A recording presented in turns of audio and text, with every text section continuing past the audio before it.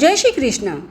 एक बार नारद जी के पूछने पर एकादशी का महात्म्य बताते हुए भगवान नारायण ने कहा कि हे नारद, यह एकादशी व्रत देवताओं के लिए भी अत्यंत दुर्लभ है।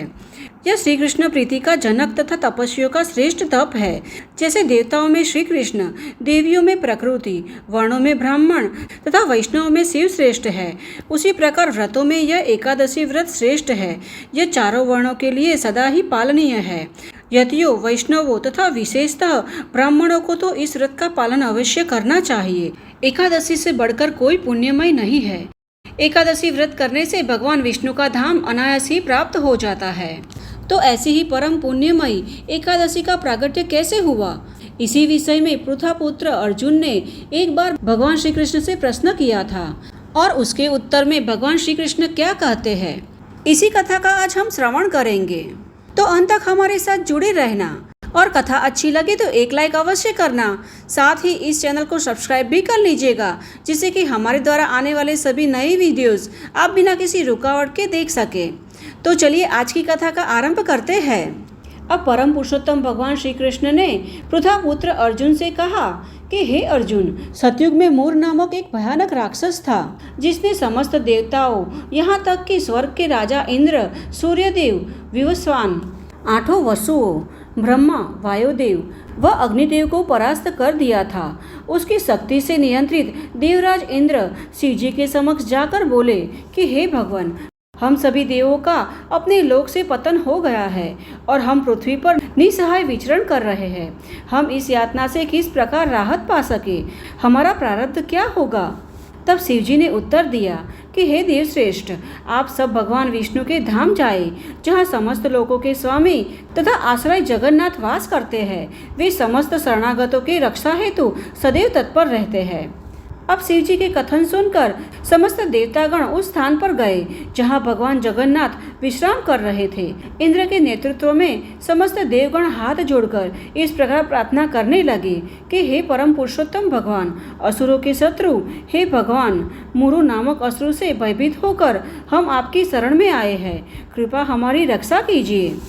हे जगन्नाथ, आप समस्त जगत के सृष्टा है, उनके आश्रय प्रदाता, पालक करता व संहारक है। आप समस्त देवताओं के परम सहायक है। एकमात्र आप ही पृथ्वी, आकाश तथा स्वर्गलोक के असीम शुभचिंतक है। आप ही शिव, ब्रह्मा तथा तीनों लोकों के पालन करता विष्णु है। आप ही सूर्य, चंद्र व अग्नि के देवता है। आप ही शुद्ध घी, यज्ञ, पवित्र अग्नि, मंत्र, अनुष्ठान, पुरोहित तथा तप का मूल उच्चारण है।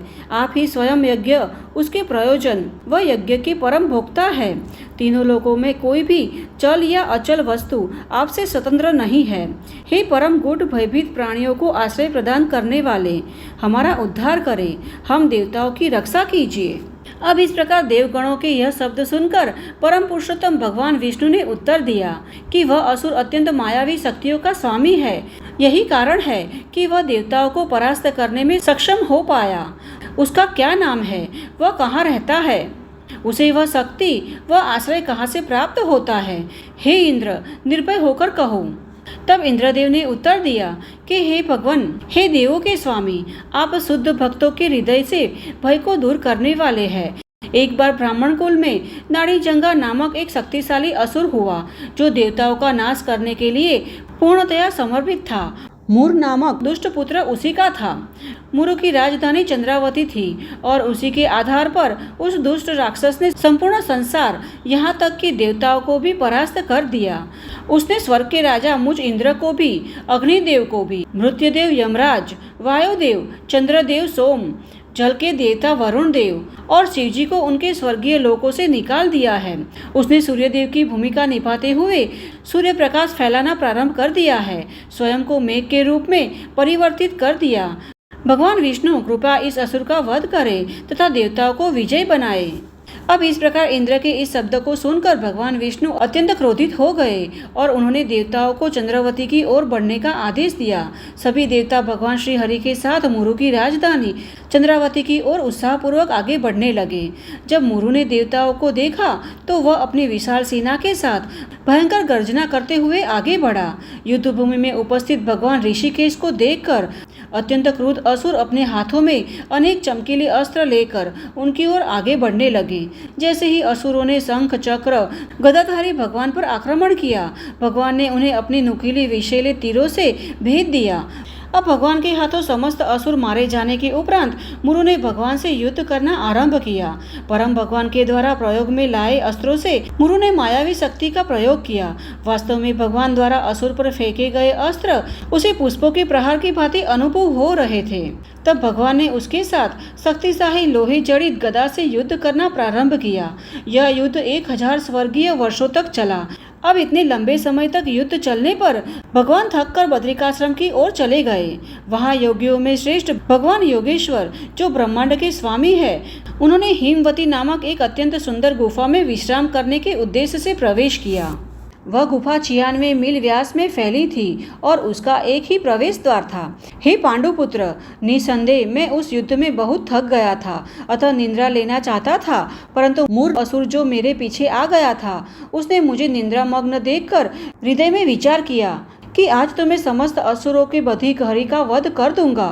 जब वह दुष्ट दानव इस प्रकार योजना बना रहा था, तो मेरे शरीर से एक उज्जवल कांति युक्त एक युवा कन्या प्रकट हुई, जो अनेक तेजस्वी अस्त्र शस्त्र से सुसज्जित होकर युद्ध के लिए तत्पर थी। उस स्त्री से युद्ध की चुनौती सुनकर मुरु उससे युद्ध करने लगा, परंतु वह यह देखकर अत्यंत विस्मित हुआ कि वह अविराम युद्ध कर रही थी।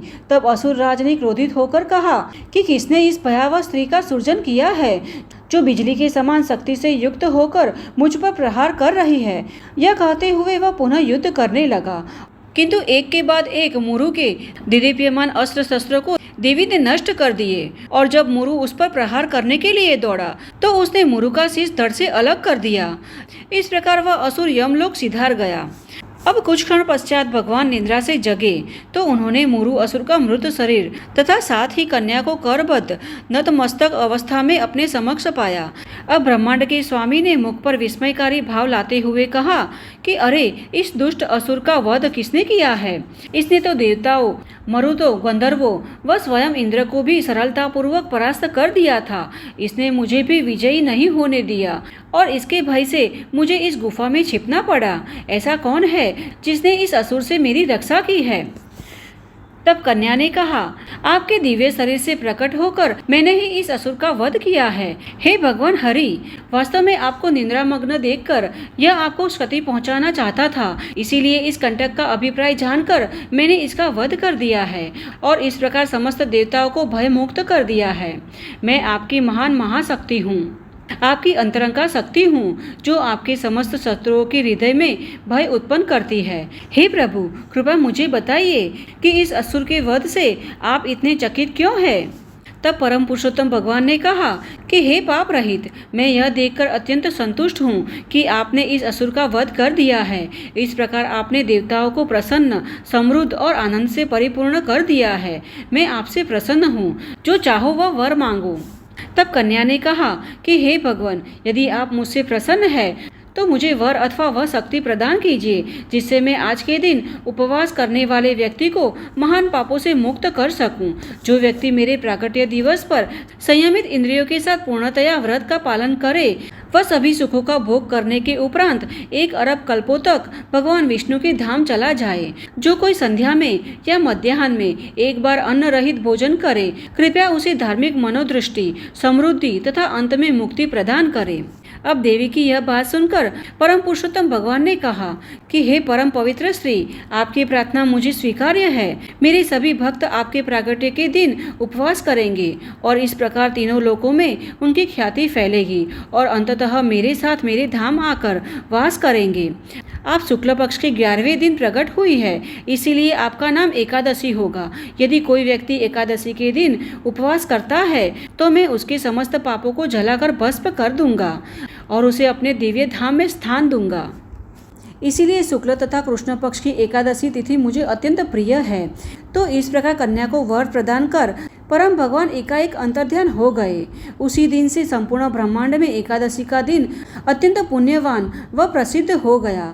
हे अर्जुन, एकादशी व्रत का गंभीरता पूर्वक पालन करने वाले व्यक्ति के सभी शत्रु का मैं नाश करता हूँ व सर्वोच्च लक्ष्य प्रदान करता हूँ। जो स्वयं को भगवान विष्णु के प्रति समर्पित करते हैं और अपना समय एकादशी की महिमा के अध्ययन में लगाते हैं, वे यशस्वी है। जो एकादशी के दिन कुछ भी न खाने का संकल्प लेते हैं, उसे अश्वमेध यज्ञ का पुण्य प्राप्त होता है, इसमें कोई संदेह नहीं है।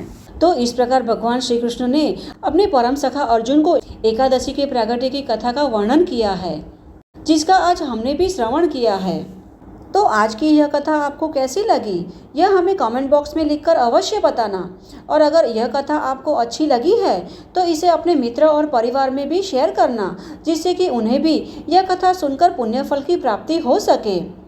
तो चलिए हमारे शास्त्रों में वर्णित ऐसी ही वैदिक और महत्वपूर्ण कथाओं के साथ फिर से मिलते हैं। तब तक के लिए जय श्री कृष्ण।